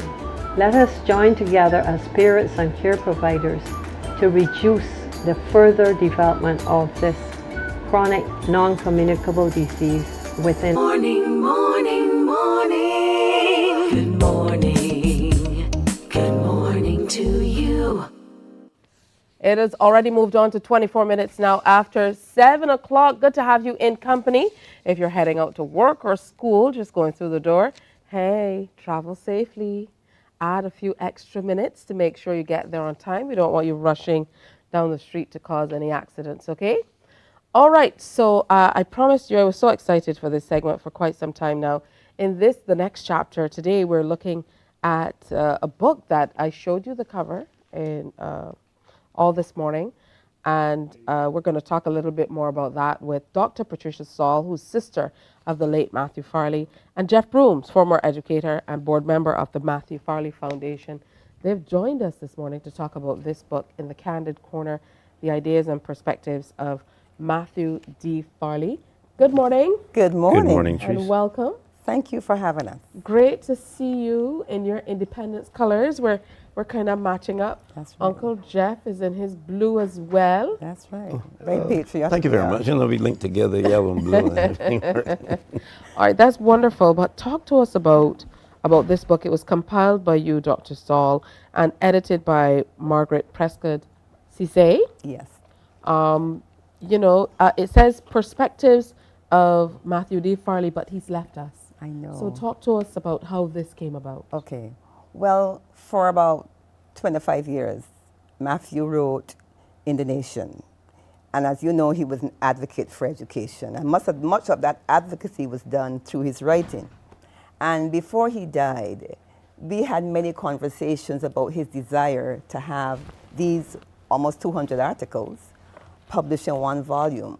However, he passed away before he could have done it. And so I made a promise at his funeral that I would have these articles published in one volume. And so with the assistance of the foundation, I was able to do that. But why did I publish them? Matthew wrote extensively on issues that were pertinent to education in Barbados. And even though some of these articles are as old as 10 and 15 years, the issues are still very current. As a matter of fact, if you look at the reform measures, much of the issues that Matthew raised and ventilated are now surfacing for discussion in the reform. Common entrance. Matthew was an advocate for the abolition of that. Continuous assessment, coeducation in schools, discipline in schools. These are all issues that Matthew wrote about. And we were thinking as a committee that the ideas and the perspectives that he shared then are still relevant for us today. So the book is still very contemporary, even though some of the articles were written many years ago. Absolutely. Uncle Jeff, Mr. Broom. I keep telling people I left the mist in the square 7 years ago. I love the Uncle Jeff part. I know, but we know what happened last time. You know, you loved that part too much. People did not like the Uncle Jeff with the children. And we've come to a place where we recognize sometimes that, some of the things that we think are bad at a particular time leads us I was just listening to Samantha. Hello. Schools of thought. She was speaking exactly my thought process. No, now I'm part of this situation. I know Pat will talk more about the book. I will talk more about Matthew the person. Now, I'm here because I saw Matthew Farley as a friend and a principal colleague. Anybody, I like to say this up front, anybody know the relationship between Matthew and myself. When we first met, we were bitter enemies. We were opposed to each other. But we are grown men, we got past that. And we had such a great friendship as we went on. And I was telling Pat just so when I was driving here, it came back to my head, what I thought of Matthew Farley. One of my favorite poets is a guy called Robert Frost, a great American poet called Robert Frost. And he spoke to Matthew Farley in his life and in his writing. You know, Robert Frost was one who was in a quest for knowledge. That was Matthew Farley. Yeah. Robert Frost went to Dartmouth, he went to Harvard. Robert Frost was a prolific writer. That was Matthew Farley. He wrote a book. Robert Frost was a teacher. So was Matthew Farley. Robert Frost explored different things outside the classroom. So was Matthew Farley. Radio station, writing all kind of stuff. Now, that is Robert Frost the man. Robert Frost the writer now. Robert Frost's most memorable poem was The Road Less Traveled.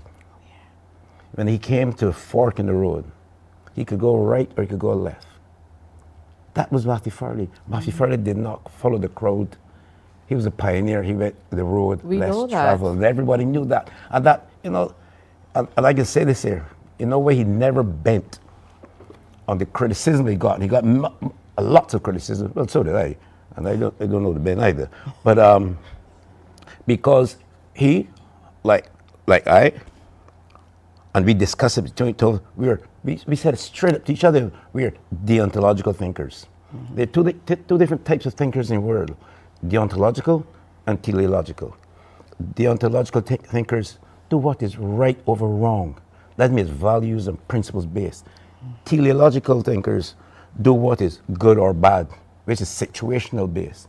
So if you are deontological, you take the latest call. You know if it's right in Barbados today, it's right in China next week, and right in Africa the same week after. Teleological may change depending on who, when, where, and why. And like Pat just mentioned, Matthew's views from back then are still relevant now. There's something we hear on the radio a lot, one of the proposals, schools of excellence. I can just imagine if Matthew were alive today. One of two things would have happened, or maybe both. I'm sure he would have had me in the student VOB with him talking about that particular term, and he'd been writing about it in the nation. because Matthew understood the difference between a school of excellence and an excellent school. Matthew's focus was to produce an excellent school, which provide resources, have the environment right, the training, and give the school the opportunity. She doesn't want to go there. I was telling Pat, this little girl who goes to Greater Sealy right now, she's in at a third or fourth form. Her mom lives in Spikestone, a friend of mine, and that little girl's dream, I was surprised to go to Greater Sealy because of what Matthew Farley had created at that school. And that was always her dream. She came to lessons with me. I think she was at lessons with your daughter when they were coming to me. And so he knew a school of excellence is not an excellent school. A school of excellence, the word excellence can never be a designation. It has got to be a result of something. Even like Matthew and I, we are students of literature and stuff. Aristotle spoke about that back in his time. Excellence must be a result. It cannot be a designation. That's understood, and I know that Matthew really, what he stood for, he stood up for. Absolutely. And that's important, because sometimes we purport to stand for things, but we don't stand up for them, or we don't advocate for them. And in the midst of public outcry sometimes from who I like to refer to as a vocal minority, he still stood up for what he believed in. And sometimes it was just as basic as even just following the rules. That's right. And he garnered a lot of criticism for it, but he continued on his work. And what I love about this book is you pull together all of the articles and so on that he would have written through the years, but I love how it's laid out. So that chapter 1, in the first part of it, you're getting to know him in terms of how he feels about educational issues. And he references a lot of what is happening in society, and ties that in with his opinions of how things can do better. Chapter 2, the common entrance examination. That's one he and I had we had bitter arguments over that. Matthew was a proponent of the abolition. I was a proponent of the retention. But I'm sure the way things have unfolded, right now, we would be in agreement. Because, when people talk about the common entrance exam being abolished, or what, they're not talking about the exam, They're talking about what it's used for. Right. Yeah. And I agree with Matthew on that, because traditionally it's been used as a placement exam. But if you can show me you're going to replace it with continuous assessment, which is Matthew's baby, or feed a school, I go along with you. But even if we look at the topics that he covered as we go down, you need not even read into the articles to see where he was going. And I'm just going to list off a few of them before you tell us more about how you compiled it, how long it took you to put this work of art really together, and an homage to your late brother. If not the common entrance, what? Top schools and top students. The wrong sword. Students more than marks. No child left behind. C as in CEE. C, a blind import. Sixth form. Whose glory? Neither nor. Richie or Johnny. We don't have to delve into these things to know what he's talking about. And finally, my answer to 11 plus. And this is chapter 2. So he was well ahead of his time. But I think why he was there is because he was intimately involved with his students. And I've always felt as though every time I spoke with Mr. Farley, I always felt as though, he wanted the very best for his students. And that's very, very important. Matthew had an affinity for his students. He would call them my children, my children. He was that close to them. And he spent a lot of time talking with them, sharing it with them, because he wanted them to understand the transformational power of education, and that what was being provided for them was something that they should value, because their foreparents didn't have it, and so he got them to value education. But more importantly, he provided opportunities for them to develop not only in terms of their education, but in terms of their personality. He was very involved in sports. He was their greatest cheerleader. Matthew never missed a game, whether it was basketball, football, Matthew was there. And he tried to help them to develop as all-round individuals. And one of the reasons why he was so insistent on standards and certain values is because he was preparing them for life. And so when there was a big uproar over his decision to send home over 200 children because they were not following the dress code, you know what he said? He preparing them for life. When they go in the workplace, they have to follow the dress code. And so he saw himself as preparing worthwhile citizens for this country. He saw himself as a nation builder. Yeah. That's It's important that our children understand boundaries and understand rules, and that's one of the challenges we're seeing now. Children love boundaries. They will push them to the end, but they love boundaries, you know, because anytime they don't have boundaries, they're lost. They don't know where to go. And Matthew understood this. My grandmother was saying. Absolutely correct. So Matthew's boundaries were structured on two things: standards and discipline. Standards and discipline. You can call him the tape measurement out there. How long do the uniform? I don't know if I would have made the grade with Mr. Farley, man. Many days I would have get sent home. Look at you. Melissa, you're not listening to mommy here? but in terms of how we put the book together, as I said, there were about exactly 189 articles that he would have written over the years. We couldn't put them all in one volume. So we went through and we tried to see how we could classify them. Some were purely educational.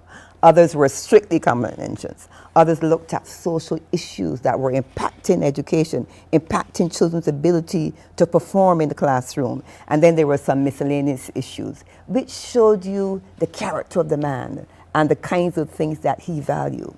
And having done that, it was important for us to find some persons who could put each section in a particular context. So we found persons like Jeff Brooms, Ralph Gemant, Dan Carter, Margaret Prescott Cisse, who could write blurbs and set the particular section in context. So it all comes together. So it was a wonderful experience for me. Yeah. Even reading the articles, it was like therapeutic because I still hurt. I still miss my brother. And I found that this exercise was sort of therapeutic for me. Oh, that's beautiful. Yeah. And a lot of the times when we have people who are in the public's eye, there are not a lot of people who also know the other side to them, you know, the family side, you know, who that person is when they're not in the public's eye, when he's not a principal, when he wasn't talking about his children and writing articles in the newspaper.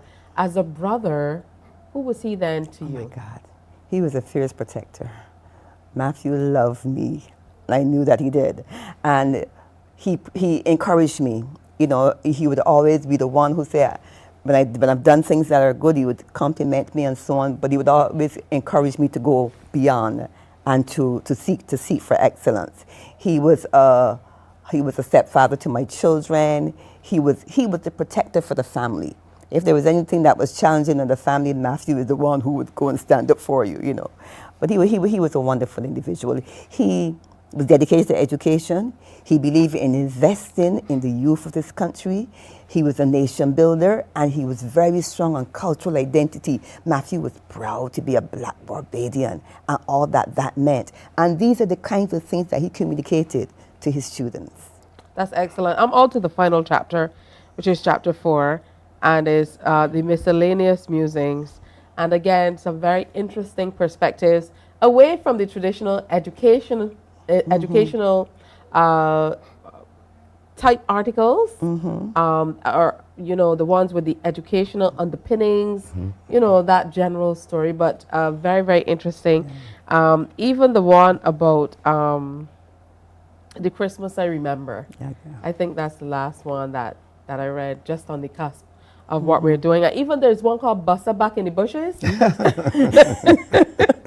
so definitely some very interesting things. And I know lots of former students of his and colleagues and so on will most certainly want to have this as a memento. Definitely. And so much more. Matthew linked himself with good people. And we traveled a lot. Matthew and I, we went to New York, we went to New Orleans, we went to San Antonio, Texas, and on each occasion, I saw Matthew trying to associate himself with people. I remember, I'll give you 2 incidents. One in San Antonio. We ran into, he went looking for this guy called Harry Wong that he really liked. But the person we ran into that impacted us most was Maya Angelou. We spoke to Maya Angelou, and she left us with this statement: know your worth and value it. And that's Matthew took that with him. He knew his worth and he valued it.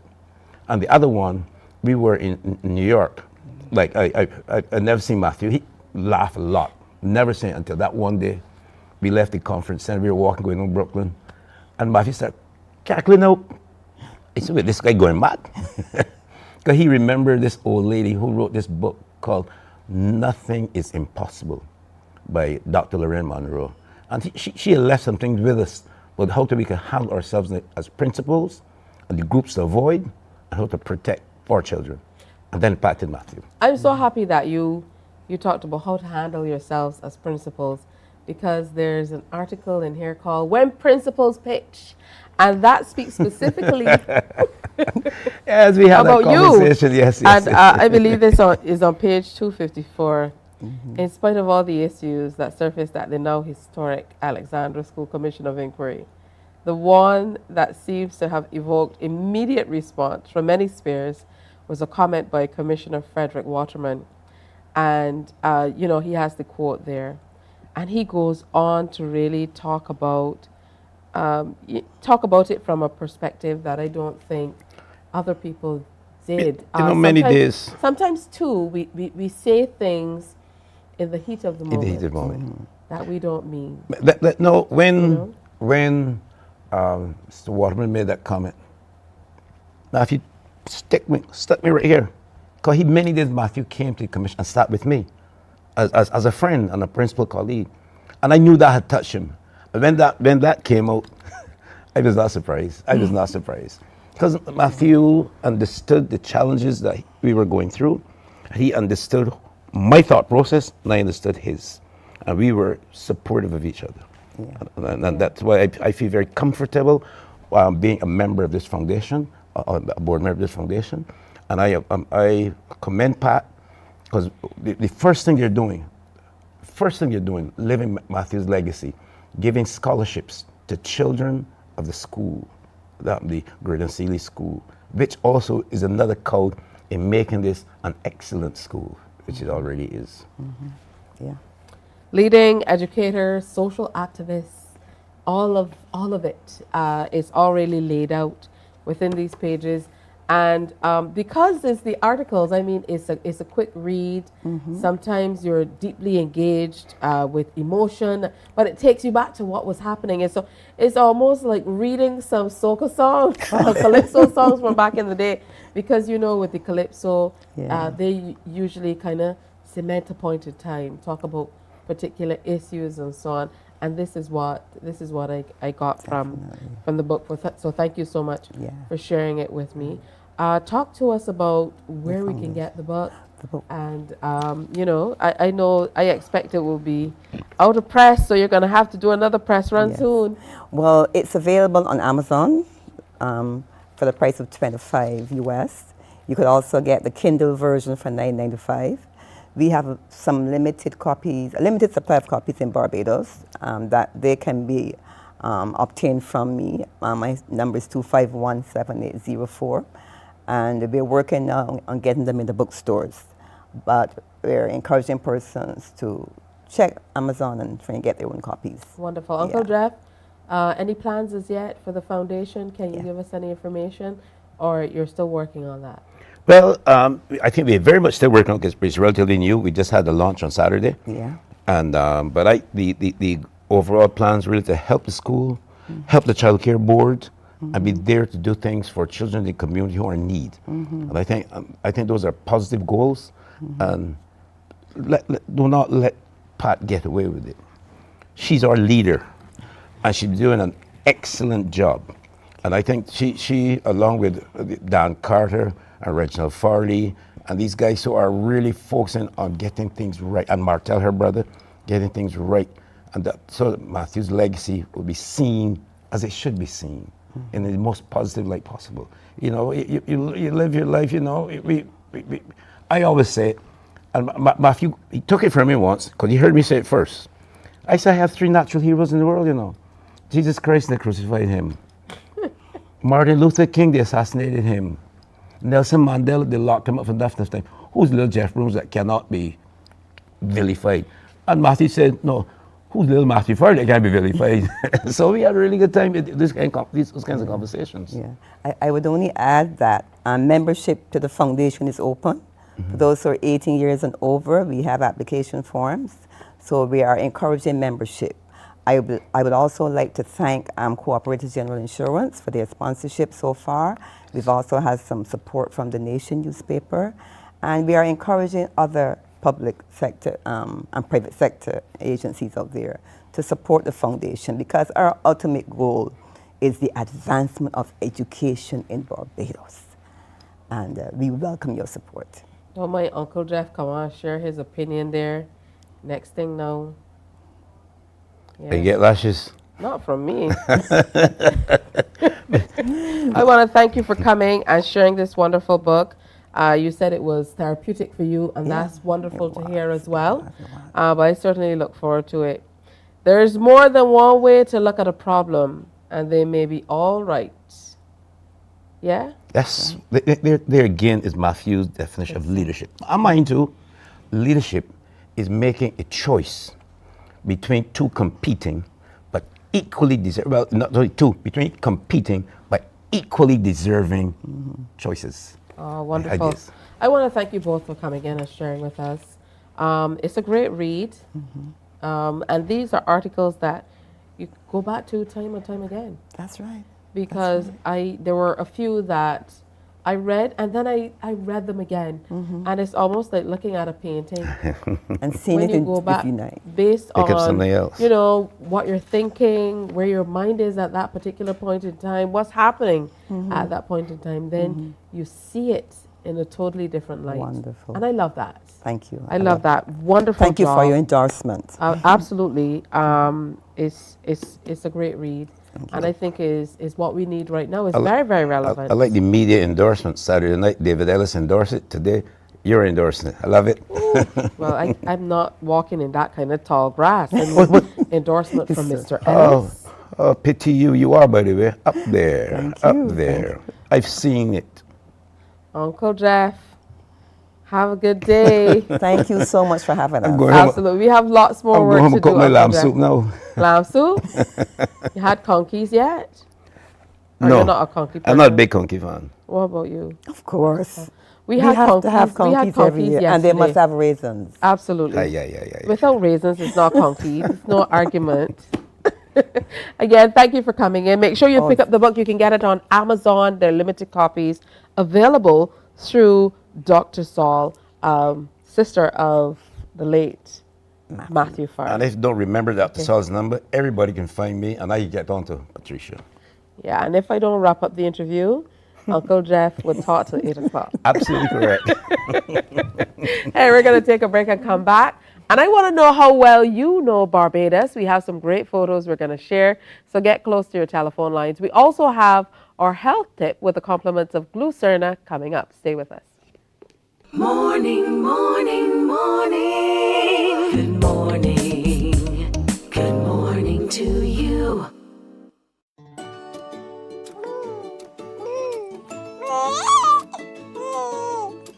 I'm Anne St. John, a consultant pediatrician. When packing healthy lunch boxes, do include a fruit, which includes a banana, apple, orange, or grapes to supply fiber. Aim for low-calorie packaged snacks without the mention of flour or sugar amongst the four ingredients on the back label. 1 in 3 children in Barbados is affected by overweight or obesity. Let us join together as parents and care providers to reduce the further development of this chronic non-communicable disease within our communities.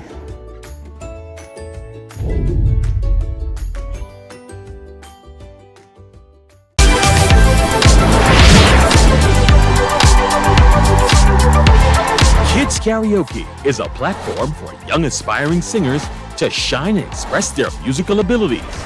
Tune in to CBC TV 8 on Mondays at 5:30 p.m. and repeat it on Saturdays at 2 p.m. and enjoy the performances of these talented young singers.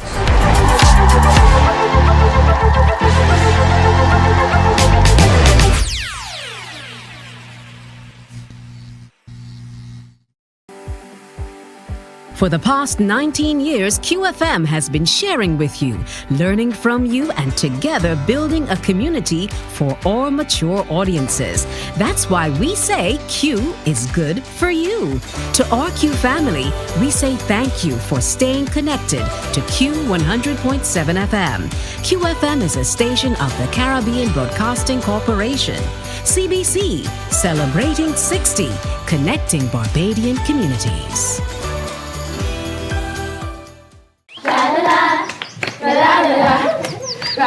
Are you a youth group, 4-H club, school, Cub Scout, or Brownie Pack, or any organization or club with children ages 4 to 11 years? If yes is the answer, then we at Fun School, we're looking for you. Let's have fun singing, dancing, listening to amazing stories, doing craft, and so much more. I'm such a kid at heart. But to be part of this fun and exciting new season of Fun School, just simply send an email to Alicia Alves Grant at aa.grant@cbc.bb for further details. Fun School is back, and we're looking for you.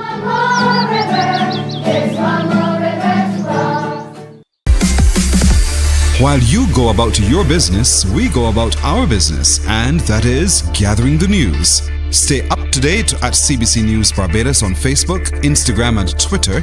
Get news update on radio throughout the day.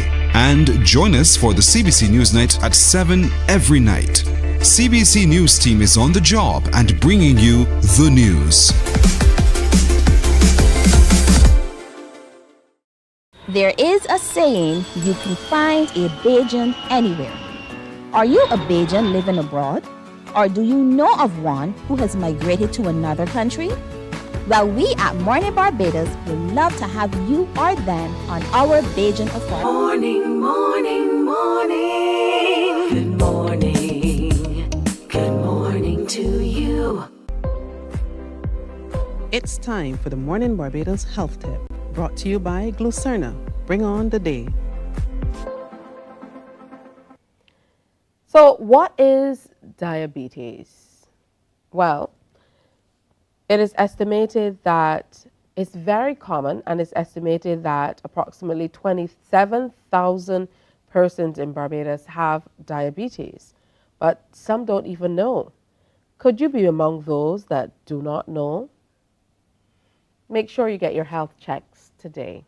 This health tip brought to you with the compliments of Glucerna. Bring on the day.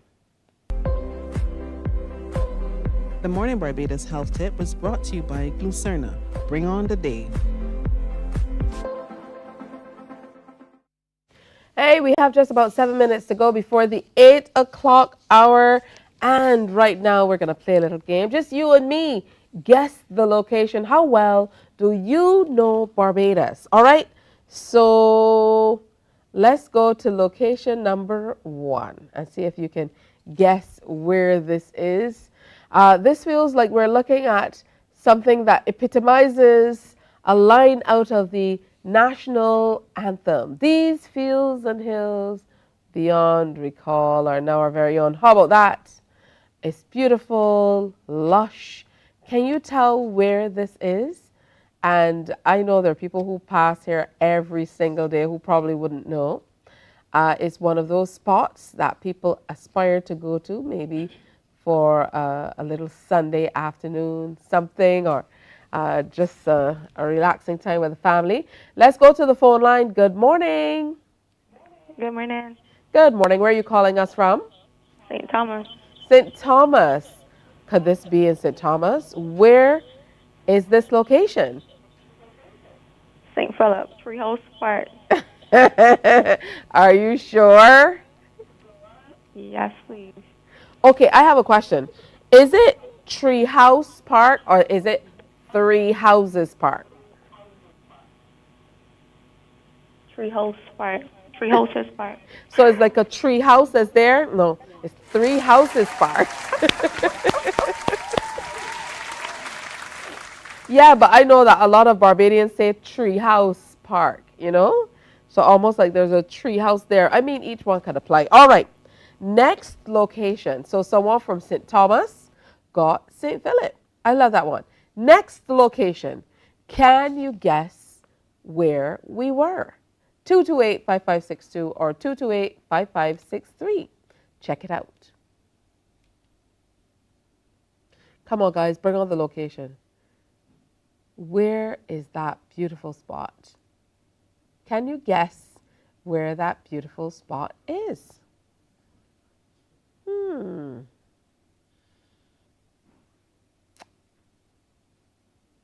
Definitely gorgeous. When I look at places like this, I can't believe that it's right here in Barbados. We really take it for granted. So call me up, 228-5562, 228-5563. I'd like to hear from my little ones as well who are heading off to school. Of course, if you live close to the school, you can leave home and just walk on over. So I know that you're there a little later, watching Morning Barbados, getting your breakfast, and preparing for the day ahead. Where is this location? Let's take a phone call. Good morning. Welcome. Good morning. Good morning. Where are you calling us from? St. Joseph. You're calling us from St. Joseph? Yes, I am. Where is this location? Are my people in the background setting me up? Where is this location? Treehouses Park. This is Treehouses Park? The video taking a little while to get to St. Joseph today, man, because we pass that every time. Well, you see, I had to step outside because my TV was on. You need MCTV. You have to be watching on something that's flowing like My this girl, water. It's too early to push kids. Where is it? I go outside so you go past me, now. Oh my goodness. Are you still seeing Treehouses Park on your TV set? But, Tisha, Tugum, I can't be looking at your TV and talking to you because you will get feedback. So happy independence to you and have a great day. Just turn down the volume. She gone. Listen, just get MCTV and we'll be on the same page, all right? All right, so let's take another phone call. And she was in St. Joseph. How about that? Yeah, so we're all over the island today. Let's take another call. Good morning. Good morning. Good morning. Hi, where are you calling me from?